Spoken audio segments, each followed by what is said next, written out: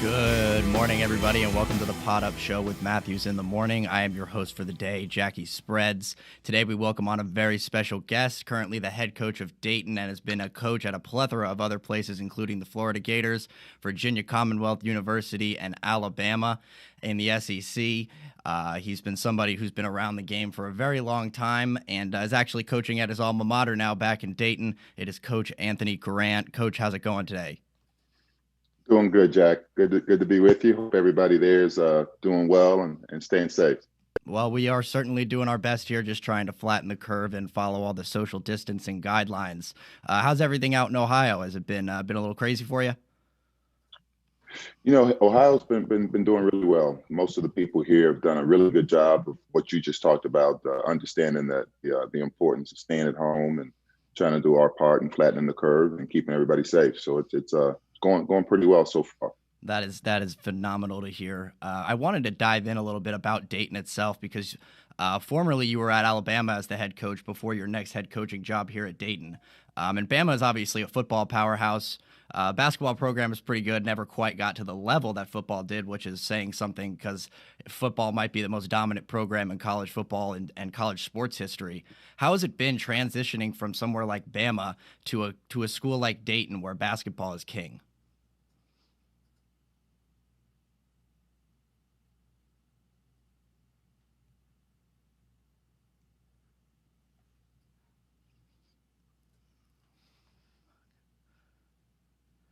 Looks like we're having a bit of a technical difficulty there with Coach Grant in these trying times. We're using Zoom, so I just wanted to kind of reiterate what I said there. And Coach was the coach of Bama. Then he went to Oklahoma City and helped out Coach Donovan for 2 years, and is now the head coach of Dayton, where he's just done a phenomenal job.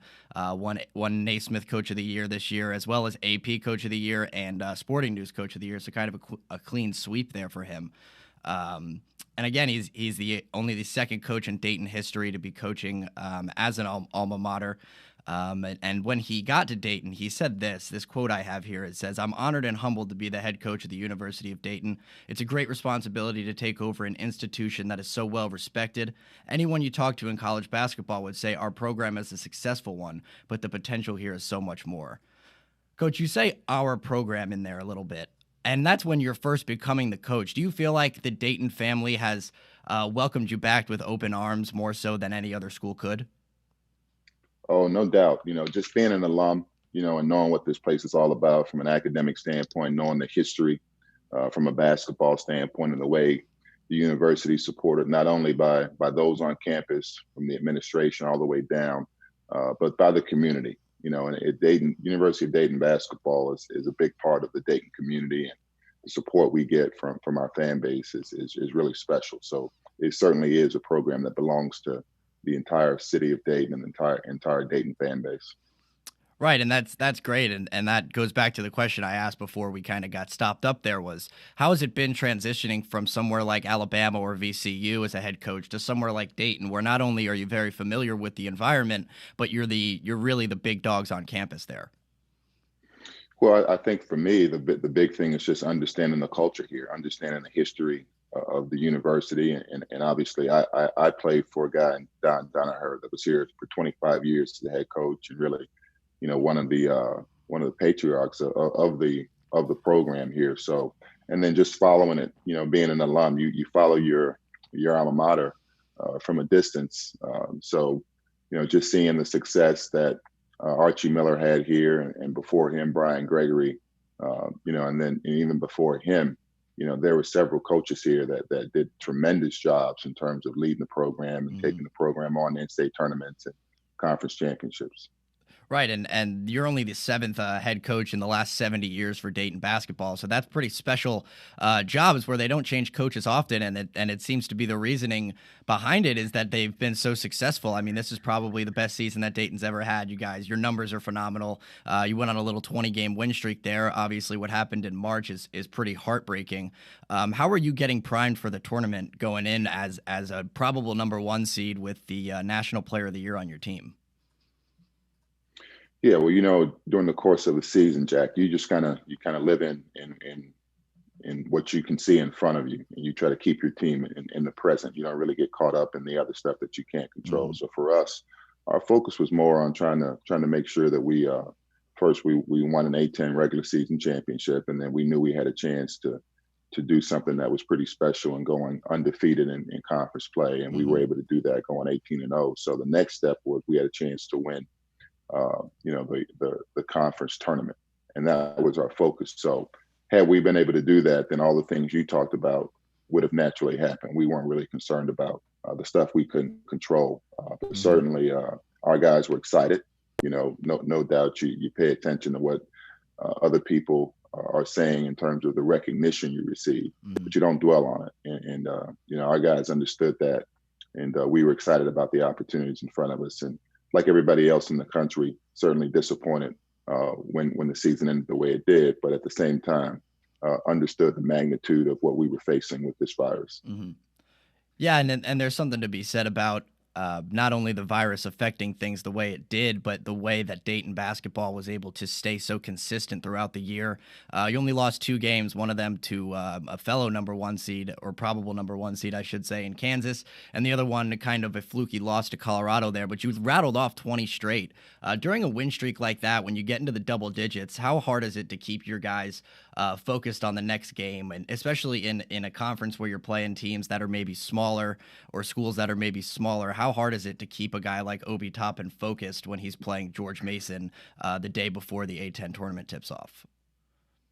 Well, I think our guys understood we had a chance to have a great year. Just going through what we went through in the non-conference, uh, we knew that we would have a chance to be conference champs. And in our league, you've got some teams that are extremely competitive. So it wasn't hard in terms of getting up to play a VCU at home or a Mm-hmm. VCU at VCU in a sold out arena, or going to St. Louis and Mm-hmm. there's 10,000, 12,000 people there screaming and going at you, or Richmond. We had another great year in our league, or the Rhode Island and places like that. Everywhere we went, we got great. It was a great environment to play in, and certainly for us at home, I think we've been top 25 in the country Mm-hmm. in attendance for, gosh, the last 10, 12 years or so. So the environments we play in, our guys are really excited every time we get a chance to get on the court. Yeah, and I love that your team has been a little more experienced here. You got 68% of the minutes were being played by upperclassmen, and Obi Toppin was only a sophomore, but he played like an upperclassman. Your two other guards, Trey Landers and Rodney Chapman, were also upperclassmen. The way that team gelled was very interesting to me, and the game I was able to watch last week was when you were home against VCU. You had a 22-0 run in the second half, and it just seemed so methodical. How is this team able to gel together so easily and go on a run when maybe things are looking a little bleak in a game?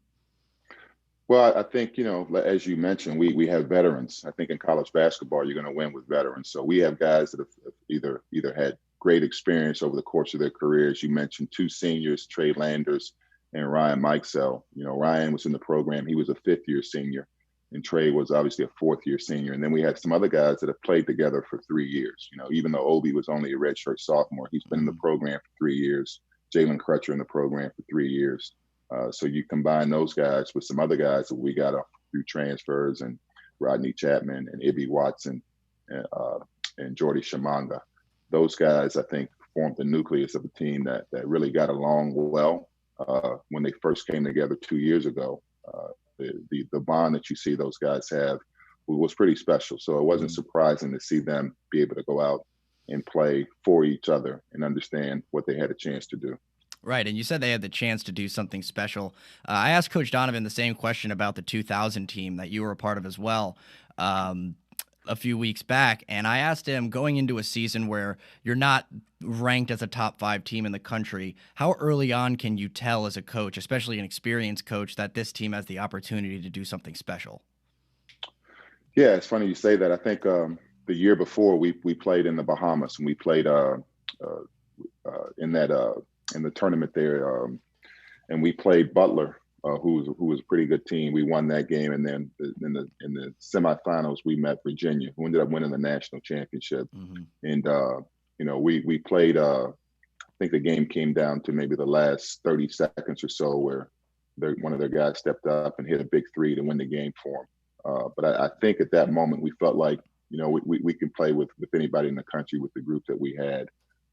And then we went on, and obviously that year we had our bumps in the road where we lost some really close games that I think as a young team you kind of got to go through some of that. Hmm. So when we had the opportunity this year, I think the experience from the previous year kind of helped us understand that we were pretty good, Yeah. regardless of what the outside expectations were. We knew we had a good team, and then you validate that by what we did in Maui and the fashion that we did it. Obviously, we didn't finish uh, in terms of winning a championship the way we wanted to, but I think that allowed maybe the outside world to see what we felt we had, for everybody else to maybe see that and maybe give some uh, outside validation, so to speak, to Hmm.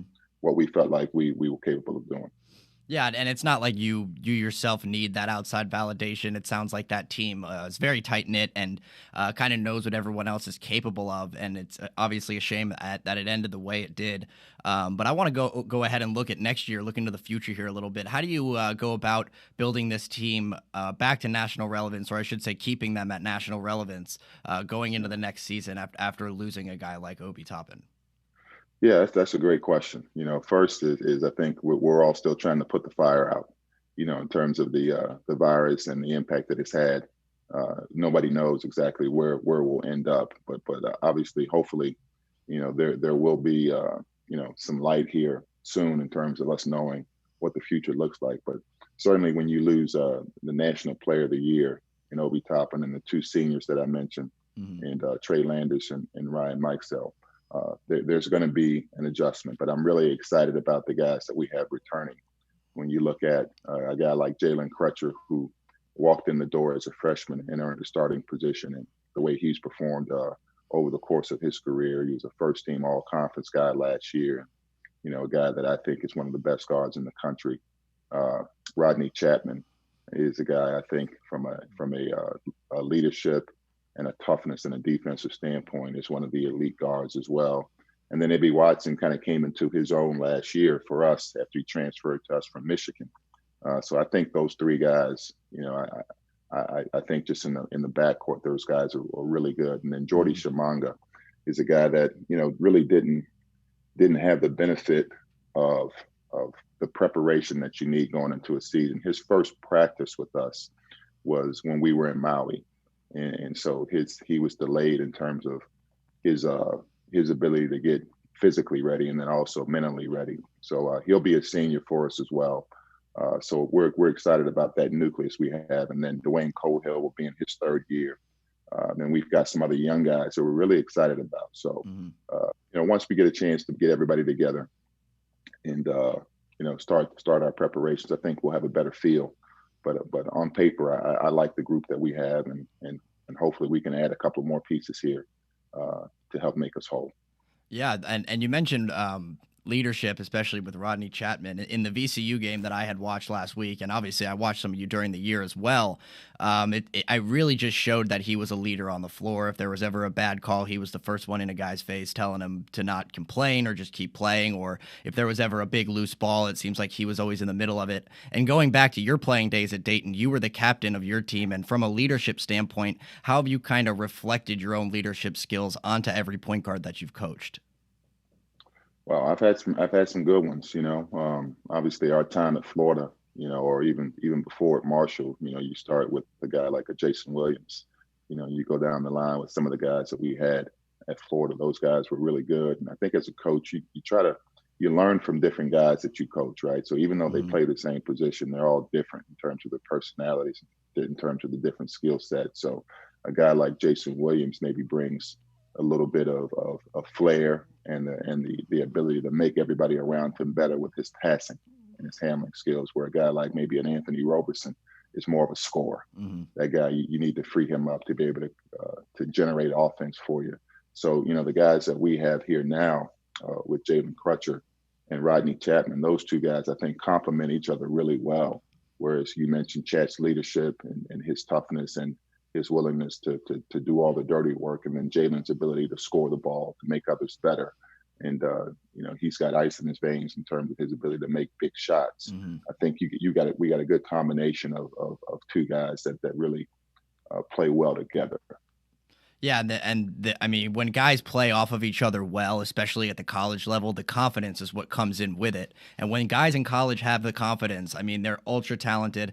The shots are going to fall. Now, when they're missing, and a lot of guys that are younger, especially, kind of get discouraged there, and that's where you see things go awry a little bit. But when you have a teammate, especially one of a junior, or senior, or even beyond that, a fifth year senior or grad transfer on the team, it's really much easier to exude confidence because that player has been through so much and exudes confidence it's himself.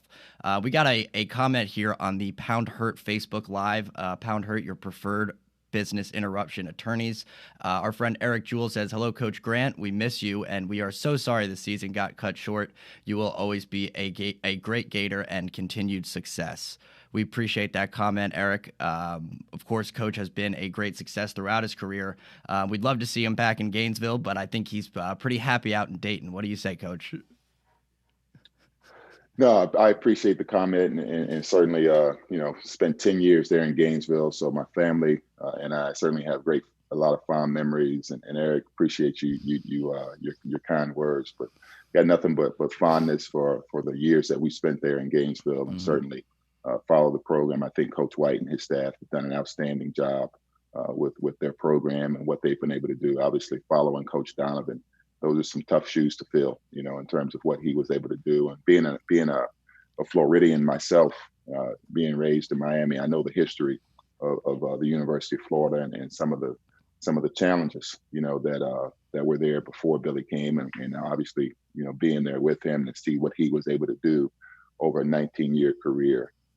And then obviously, Mike and his staff have done a great job in following and trying to fill those big footsteps. It was great to see the university honor Billy this past season with naming the court after him. And unfortunately, I wasn't able to attend that, but my wife was able to go, and certainly it was great seeing everybody there, all the former players that came back, and just that celebration and that honor.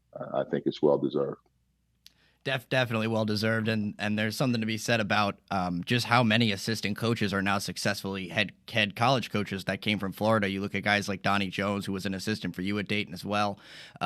Larry Shyatt could have been a head coach at many positions, but he, you know how Larry is. He likes to be the assistant and kind of just have his foot in the door. But then you go to guys like Shaka Smart, who's made a Final Four run, and Richard Pitino, who's been solid at Minnesota for years. And I think Minnesota's in the toughest conference in the nation. So there's something to be said about that coaching tree.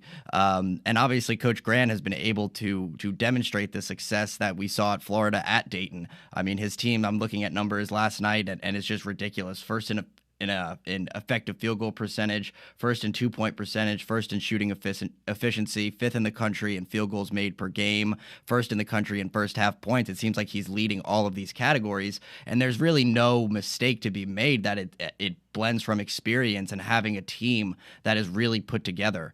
And as I said, I mean, it's going to be a difficult task to bring that team back together, especially with everything that happens in an abrupt ending. But if anybody's going to do it, it's going to be a coach with a tenure like Coach Grant. So there's no way to say that the Florida success he had will be forgotten or kind of brushed over just because the way he's advanced his career has made it easier for him to demonstrate that value elsewhere. And we've seen that with having NBA players on all of his rosters. Well, no, I appreciate that, and obviously for all of us that have had a chance to be a part of Coach Donovan's program there, and to be able to go on and branch off and start careers. You look at certainly the guys you mentioned, going on and had great success as head coaches. Rob Lanier is another name that comes to mind, he did a great job this past year over in Atlanta at Georgia State, and Darren Hertz, who was there for 19 years on Coach Donovan's staff, is with me now here at Dayton, and he's doing a phenomenal job as an assistant coach here. And you can go down the line with a number of guys. John Pelfrey's over as a head coach now again at Tennessee Tech, and doing great things there. So I think it's been phenomenal to see some of the guys that have come through the program, whether it be the players and the success that they've enjoyed either in the NBA or overseas, or some of them away from basketball that have gone on and had great careers. Mm-hmm. just just doing other things outside of the game. So certainly a lot to be proud of in terms of that tree that Coach Donovan was able to put together. Right, and you had a second stint with Coach Donovan in 2015 to 17 out in Oklahoma City, and then that was the job you had before you went to Dayton. I wanted to ask if there was anything you brought from the NBA game back to Dayton that maybe you didn't have before that stint, because, I mean, you've been ultra successful since then, and that's what happened in the middle of the first or the second head coaching job and the third one. What happened in the NBA, if anything, that improved your coaching skills? Yeah, well, I think every experience you go through, Jack, you try to learn from. So whether it's like what we did this year and the success we had, or you go through some difficult times, I think it's all a part of life. It's all a part of just no matter what profession you're in, you're trying to get better at your craft every year, and you're trying to grow and you're trying to learn. So no matter what you do, hopefully you continue to try to grow. So there was really, the NBA game is so different than the college game. Mm-hmm. It's really hard to say that you can take something that happens in the NBA and just automatically put it on the floor. First of all, in the NBA, you've got the greatest players in the world with the highest basketball IQ, the shot clock, the length of the game, the defensive rules. There's a lot of things that are different. So I would say, probably for me, the biggest thing would be just an understanding of spacing and maybe, not only the stuff X and O wise, but when you got a chance to learn from some of the best minds in the game. Obviously, Coach and I, Billy and I's relationship goes back decades, but then you've got, some Hall of Fame guys there. Maurice Cheeks on staff, and just to be able to pick his brain and learn from him. Monty Williams at the time that he was there with us, being able to get learn from his experience and his knowledge as a former NBA player and an NBA head coach. Mark Bryant, Darko, just everybody there was tremendous in terms of just being willing to share and being willing to help me make that transition. So try to take that knowledge and then, impart it on our guys here. And then I've got a great staff here with me, guys that have been in the business for a long time, and just trying to allow those guys to teach me, to teach our players, to help us all be the best version of ourselves.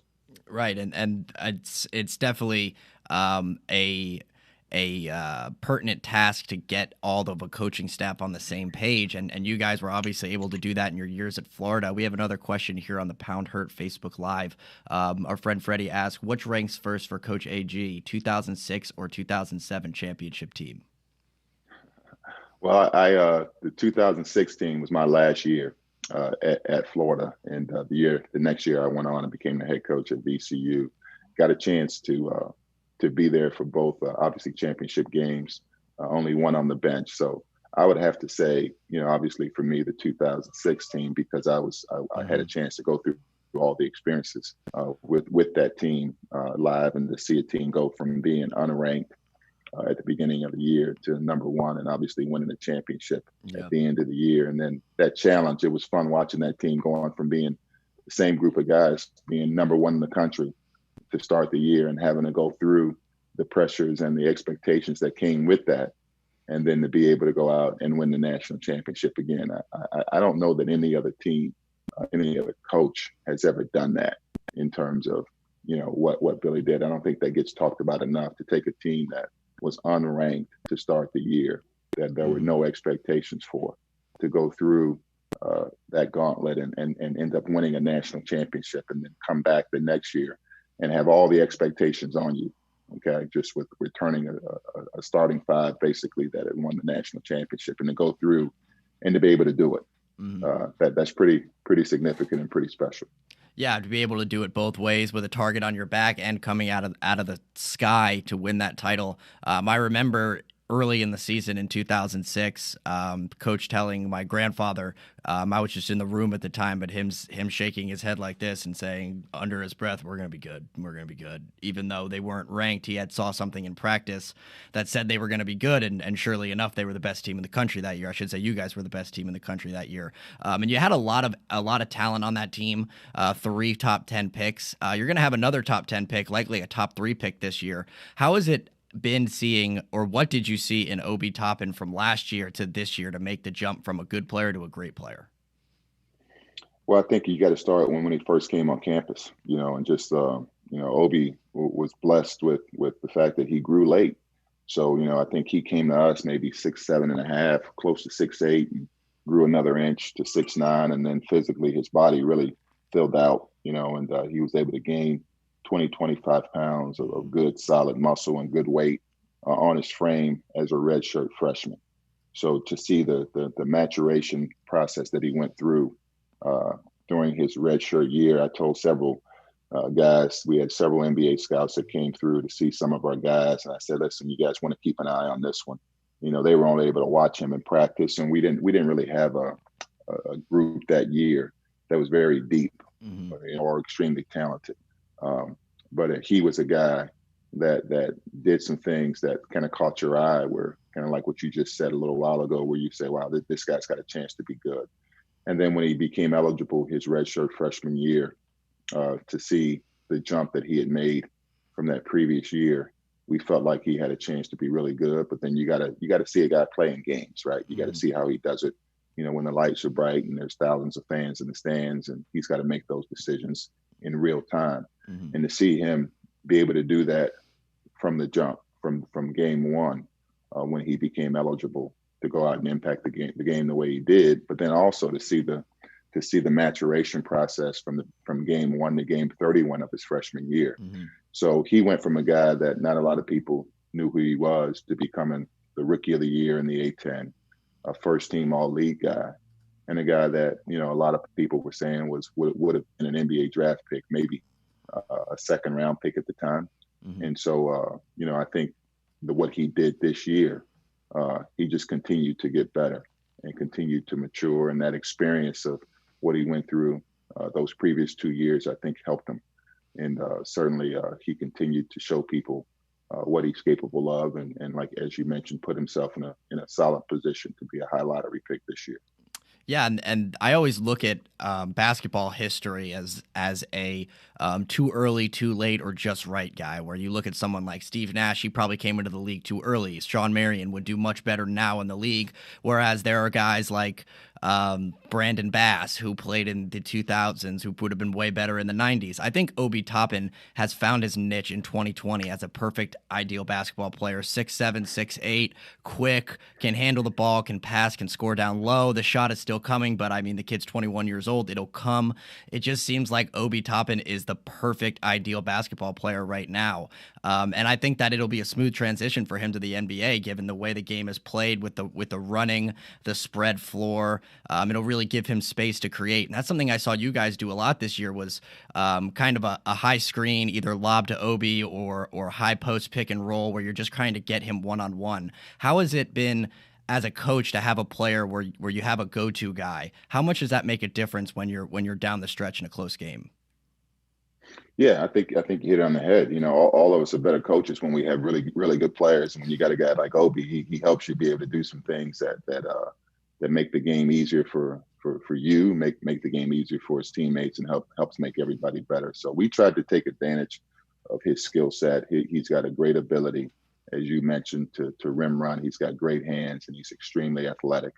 On top of that, he has a very high basketball IQ in terms of understanding not only what he should do, but what his opponents are doing to try to take away some of his strengths and his talents. And he's able to and he's really unselfish, so it's not like he was out there trying to get his own. He understood the importance of sharing the basketball and how that was going to help make him better, help make his teammates better, and help us win games. So when you got a guy like that to feed off of, and then we had some other really talented guys that bought in and were extremely unselfish as well, and understood for us to become the best version of ourselves, this is the way we needed to play. So as you mentioned, some of those numbers that we were able to achieve over the course of the year from an analytic or statistical standpoint were the result of guys that were willing to be unselfish, to play together, and understand what allowed us to have success. Yeah, and that's great. I mean, you see that obviously on the court. We got a little ad read here. I have to thank the people for making this possible. At Center State Bank, we put business first. We are the largest community bank in the state of Florida. Center State has 5 convenient Alachua County locations to serve you better. Come in and experience the Center State difference. To learn more, visit centerstatebank.com. Center State Bank, member of the FDIC. Celebration Point is where the Gators come to celebrate. With premium brands like Bass Pro Shop, Tommy Hilfiger, Hotel Indigo, Nike, Medici's, Regal Cinemas, and coming soon, the head ball coach's new restaurant, Spurrier's Gridiron Grill, and Visor's Rooftop Bar. We'll see you at Celebration Point, where Gators come to celebrate. Back to Coach Grant here. We on a good track talking about how Toppin was able to affect his team and everyone else rally around him. When I watched Dayton this year, and I don't mean to pound this topic too heavily, but when I watched Dayton this year, it seems like when guys like Chapman and Ibi Watson in that game particularly was getting up a lot of shots, it didn't seem like Obi really even minded. He wasn't getting a lot of touches, but when that ball came off the rim, he was the first one to greet it. There are guys like that who don't need the ball in their hands to be successful, and that plays into the basketball IQ. How has he been able to kind of hold this team together with the upperclassmen too, and just having an understanding of how the game is played at such a young age? Yeah, I think you hit it on the head. You know, we had several guys on different nights. It could be a different guy that maybe was our leading scorer or leading shot taker, and the guys understood that and accepted that because the main focus was to try to win games. Mm-hmm. You know, when you have leadership from a Ryan Mikesell, who was a 5th-year guy, you know, Ryan was a guy when I came in, had played 2 years under Archie Miller, and they won back-to-back A-10 championships and went to 4 straight NCAA tournaments. Ryan's my first year, he was injured the previous year. We had double hip surgery, and so he had to obviously miss the year, but his career was potentially in jeopardy in terms of being able to recover from that. And perform at the magnitude that he wanted to, and that would allow him to be a significant piece of our team. Where he was able to go through that season, and it was tough on him. It was obviously tough on us because we weren't very successful on the court. But then he came back that next year and really impacted our team. And as a senior, he understood, just the value of winning and what that would do, and how to help everybody understand that and play to that identity, as did Trey Landers, who was a freshman on a team that won a championship. And then I came in, and obviously as a sophomore, he played on that team that struggled, that first year in terms of that transition. So I think when you have that type of leadership and that type of experience, as we talked about earlier, it's easier for guys to kind of get it, and then you try to establish that culture. So we'll rely on some of the guys that have been in the program for 3-4 years next year to help some of the younger guys understand what it's all about and what it takes to be the best version of yourselves and to try to win a championship. Right, and obviously now championships are always the goal. You mentioned the new guys coming in. How has this virus affected the recruiting trail going forward? Obviously, you're losing a handful of guys, and they need to be replaced. Have you been able to get out on the road at all talking to these prospects? Yeah, well, we actually, we'll have 5 guys that'll be new for us this year. So Mulai Sissoko is a big kid out of originally from Africa, but by way of prep school in Georgia that we got. And he was a freshman on our roster this year, and we redshirted him. Just when you looked at what we had, the opportunity for him to step in and play as a freshman last year, his minutes would have been inconsistent. So we felt like the best thing for him to do would be to redshirt. Then we were fortunate to get a young man in Zemi Wokeji, who had originally committed to Florida State. There was just a difference of opinion there, and I think he was able to get out of his commitment to them, and we got him to come in January. So both of those guys were on campus this past year. So we're excited about having both of them in the program. And then we were also able to sign 3 high school guys that we're really excited about. Kobe Bray out of New York, RJ Blakeney from the Baltimore area, and Luke Frazier from the Cleveland area here. So we feel like we got a really good nucleus In terms of what we're able to do now, obviously since the season ended, there's a dead period that's going on around college basketball. So nobody can get out and see anybody. So most of what you do is a lot of phone calls, you'll watch film, a lot of Zoom meetings with recruits just to try to stay active and involved and try to add pieces to your team. Yeah, it's a great answer, and that's exactly what I thought was just trying to do whatever you can to hold these things together. We're going to go for a slight break here, and we'll be back for the last 20 minutes of the interview with Coach Grant. Time out! Time out! Hey! Time out! Time out! Time out! There we go. I'll be right back. Good. We want to take this moment to thank all our sponsors who keep the show going and pay the bills. Let's give them something to cheer for now. Our Gridiron sponsors are Crime Prevention Security, small enough to serve you, large enough to care. Titan MRI, Gainesville's only locally owned and operated MRI facility. Peachland Dentistry, Gator Nation's #1 choice for dentistry in Port Charlotte and surrounding areas. Area Rug Masters, your #1 choice for rug cleaning. And Pound Hurt, preferred personal injury attorneys. Our touchdown sponsors are Campus USA Credit Union, Celebration Point Town Center, Tropical Smoothie Cafe, The Keys Grill and Piano Bar, The Digital Mortgage Guy, Adams Ribs, Cloud9 Spa, Gator Dominoes, Celebrate Primary Care, Center State Bank, Gator Bait Media, and Davis Chevrolet.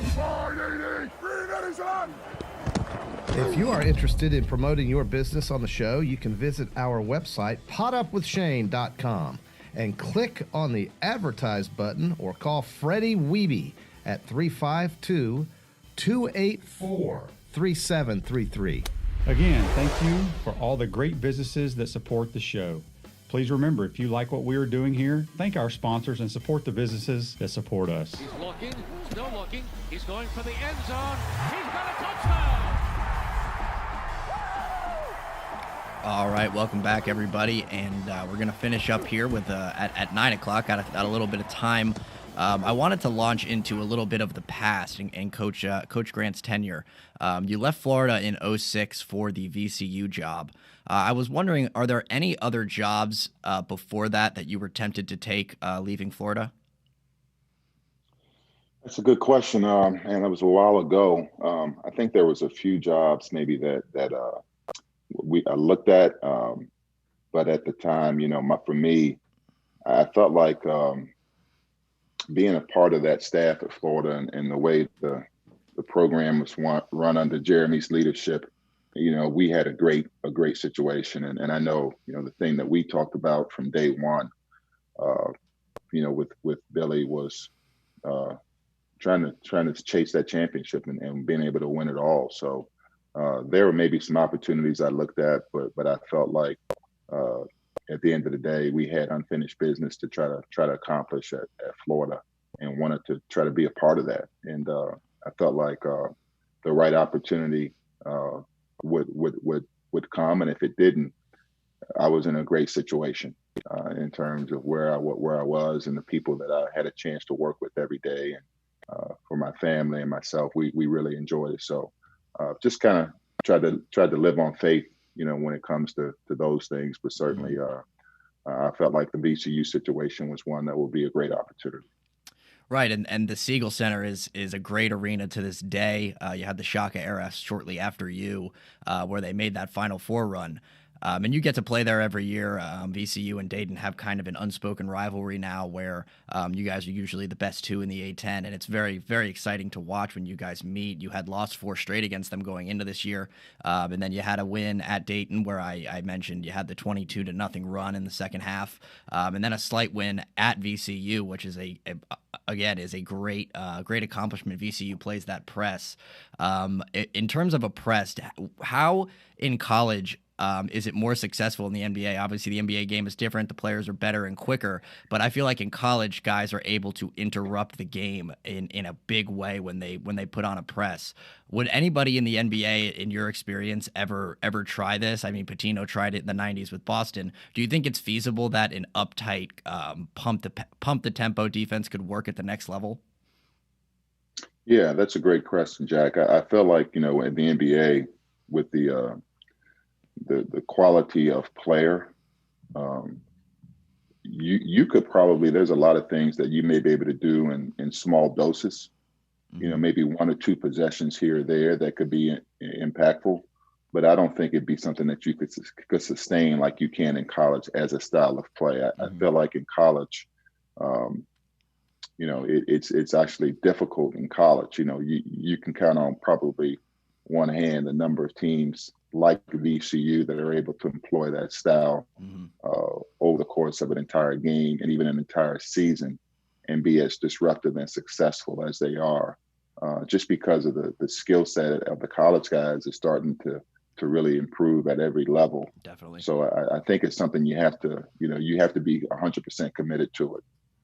And your players have to be 100% committed to it to be able to use that on a consistent basis. I think it'd be difficult to do that in the NBA when you got to go against some of the greatest players in the world and the way they can make you pay for that on the other end. If you try to do that, let's say against a Golden State team that with the skill set that they have, or you try to do that against a Kyrie Irving or some of the skill sets that you see in the NBA, it'd probably be problematic for you and your team to try to be able to do that over a long period of time. Yeah, and it relates. It makes me think of when NBA teams play a zone, and the team that comes to mind is 2011 Dallas when they won the title. They were switching up from a 2-3 matchup to a man matchup to a 3-2 and then to a 1-3-1 sometimes even. And the way that in the NBA you can disrupt it is by consistently changing to where the teams don't even know what you're doing, and by the time they do know what you're doing, 12 seconds have passed, and there's only 24 seconds on the shot clock in that league. In college, it's a bit different where teams are able to play zones for extended periods of time. I mean, Syracuse has been doing it for decades. In college, there's something to be said about being able to be disruptive and consistent throughout the game. You guys went about 7 deep this year. And that's very tough to press. It looks like you're going to be a little deeper next year. If you were to employ a press, what kind of press would you play, and would it be zone or man, or how would you try to disrupt the other team? Yeah, we've done a little combination of both. But again, I think as a strategy, as a coach, what you try to do is take advantage of your personnel as best you can. For me, it's more of opportunistic opportunities to press more than it would be a game-long strategy. I think just when you deal with college basketball today, with the officiating, with just the way the game is called, it's different than it was maybe, 10, 20 years ago. Even. Yeah. Maybe, obviously when I was with Billy at Marshall and early days at Florida, we pressed for 40 minutes, and it was something that our fans embraced, and everybody, all our players really bought into it. It was a style of play that we felt like we could win with and was exciting to play, just with the emphasis on freedom of movement and taking away some of the physicality of the game today.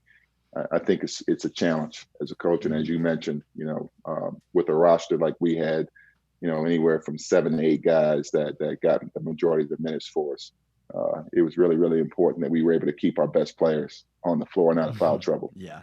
So I think, that's what I mean. Like, you look at VCU and the way that they play, they rotated maybe 10, 11 guys in 2 years ago when they were 16-2 in the league, and a team that was, I thought had a chance to, get to a Sweet 16 or even better. Their defense was suffocating with the number of guys that they could come in with, and there was no drop off in talent. Yeah, and there's something to be said about being able to do that for so long during a game. It's not exactly realistic. You mentioned back in the day at Florida, you guys played this kind of style, and I think that a big thing in college today, just as a fan watching, is the offensive foul rate is through the roof. I mean, it seems like there's a charge on every other play. Have you been coaching your guys differently on both ends of the floor because of the way that the offensive foul has been called this year? Yeah, I would say you educate your guys, and you try to make them aware of what's going on, in terms of, hey, here's what the emphasis is. And the NCAA, the officiating crew, they do a great job of sending out just points of emphasis and educational tapes that you can use, in terms of helping your coaches, helping your players understand, hey, here's what the expectations are, and then you try to go out and you make the adjustments. So, this year I think an emphasis was on that screening that you mentioned, with guys setting legal screens, and then from a defensive standpoint, understanding where you need to be in terms of being a help defender and rotating and being able to get charges or being legal in terms of being able to stop guys' ability to get to the rim. So, yeah, whether it's, on the offensive end, understanding what you can and can't do, or defensively, understanding the way the game is called, I think you got to try to educate your guys and help them go out there and have success. Yeah, and the educational aspect of it is extremely difficult just because it changes so abruptly. Where back in the day, Grayson Allen was at Duke and he was constantly tripping people. In the ACC especially, they cracked down on that. And it seems like this year, I mentioned all the offensive fouls that were happening. The hand check rules were being enforced a little bit more aggressively as well by the officials. How much does it affect where you're playing with these officials? I know that the officials are not throwing games on purpose or anything like that. But how much does a road crowd where you're playing somewhere like Louisville affect the referees in your experience? Yeah, that's a good question. I think it's, they're human beings like the rest of us, right? So naturally, and again, I think those guys do a great job, but naturally, your feeling is, when you're in your environment at home and the crowd is cheering for you, you want that to have an impact on your opponent and everybody involved in the game. And when you're on the road and everybody's against you, you feel like it's not only the crowd, but the officials. Right? And sometimes maybe some calls don't go your way that you would normally get on the road or at home that you feel like on the road you don't get. But I think for the most part, and certainly I've had my share of differences of opinions with officials on the road. But then you go back and you look at the film and you say, you know what? They got more right than they got wrong. Oh, yeah. They really did. They got more right than they got wrong. So I think our game is in a good place. And certainly I think what they're trying to do is make the game more exciting and more pleasing for the fans to watch and more free-flowing for the just the way the game is played. And I think not only in college basketball, but I think in the NBA, I think it's the same.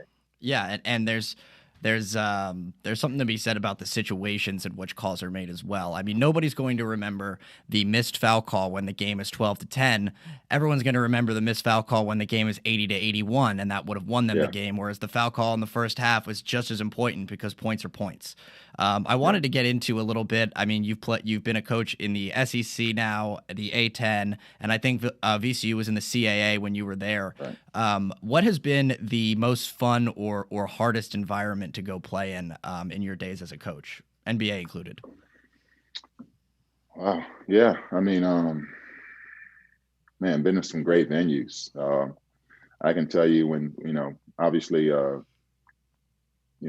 as a head coach at VCU, going to a place like Old Dominion, the rivalry we had with them back in the day, all that rivalry was as good as any I'd been around. Blaine Taylor was the coach there at the time. He had some really, really good teams. And, the battles that we would have were some really tough battles. And then, I really enjoyed going to a place like Drexel, in Philly, just in the city, small cramped gym. And Bruiser Flint was the coach back then. And he had some really, really good teams. And we would have some battles. And certainly I had a lot of respect for the way he coached his team and how hard they played. And so we had some epic battles.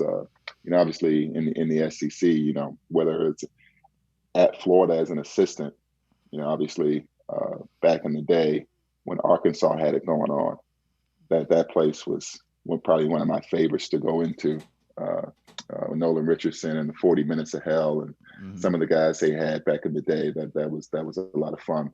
Obviously, the Kentucky environment was pretty cool too. Being at Alabama, the rivalry we had with Auburn, those games were fantastic. And then, being on the other bench, coming into the O'Connell Center, that wasn't a lot of fun either. Yeah, I'm Just sure that dealing was a with little the rowdy surreal. reptiles.